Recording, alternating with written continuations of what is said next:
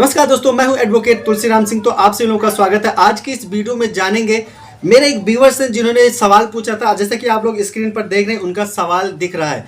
उन्होंने ये पूछा था कि अगर हम नोटिस कर देते हैं पार्टी को, खासतौर पर जब चेक बाउंस होता है, तो अगर हम नोटिस भेजते हैं पार्टी को जिन्होंने चेक जारी किया था, और अगर वो नोटिस के बाद में केस फाइल करने से पहले अगर वो हमें पैसे दे देते हैं, तो क्या हमें केस फाइल करना चाहिए? तो दोस्तों, आप सभी लोगों को बता देना चाहता हूं कि अगर आप लोगों ने नोटिस जारी किया और पार्टी क्या करती है, नोटिस को देखने के बाद डर जाती है और पैसे दे देती है, तो आपको केस फाइल करने की जरूरत है ही नहीं। क्योंकि अगर आपने नोटिस जारी करते हैं या केस जो फाइल करते हैं, हम केवल पेमेंट के लिए ही करते हैं।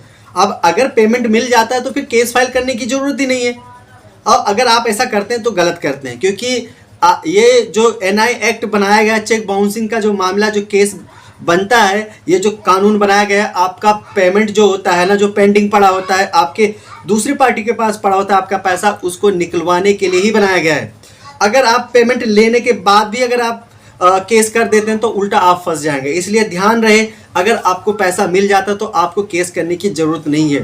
बाकी ध्यान रहे, अगर नोटिस भेजने वाली पार्टी है उसको भी कहूंगा, और जो चेक जारी करता दोनों पार्टी को कहूंगा। देखिए, आरोपी को और जो कंप्लेनेंट होता है, दोनों को मैं बोलूंगा कि देखिए, आरोपी जो होता है, दोनों को मैं यही बोलूंगा कि देखिए, अगर आप लोग सेटलमेंट करते हैं, नोटिस के बाद ही सेटलमेंट कर लेते हैं, तो आप एक अपना एग्रीमेंट जरूर बनवा लीजिए।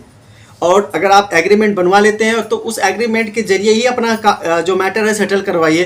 क्योंकि कभी कभी होता क्या है, कैश खासतौर पर ऐसे अगर पेमेंट पार्टी सेटल कर लेती है, बाद में कोई एविडेंस नहीं होता है, तो उसमें डबल क्रॉस होने की चांसेस होते हैं। क्योंकि पैसा भी ले लेंगे, केस भी कर दें, तो वहाँ पे आरोपी जो होगा, यानी जो चेक जारी करने वाला होता है, उसको बहुत ज़्यादा नुकसान होने के चांसेस होते हैं। इसलिए अगर आप केस सेटल कर रहे हैं तो या तो फिर आप लोक अदालत में भी जा सकते हैं, वहाँ पे सेटल करवा सकते हैं, नोटिस के बाद भी जा सकते हैं। क्योंकि लोक अदालत एक होती है, वो हमेशा लगती रहती है, हर हफ्ते लगती रहती है।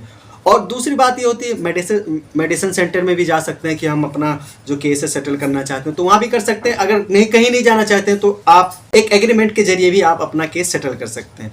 आशा करता हूँ दोस्तों, ये वीडियो आप लोगों को बहुत पसंद आया होगा। अगर आपका कोई सवाल है तो आप मुझे अभी कमेंट कर सकते हैं। नेक्स्ट वीडियो में आपके सवाल को जरूर शामिल किया जाएगा। फिर मिलते हैं एक नई वीडियो में। जय हिंद।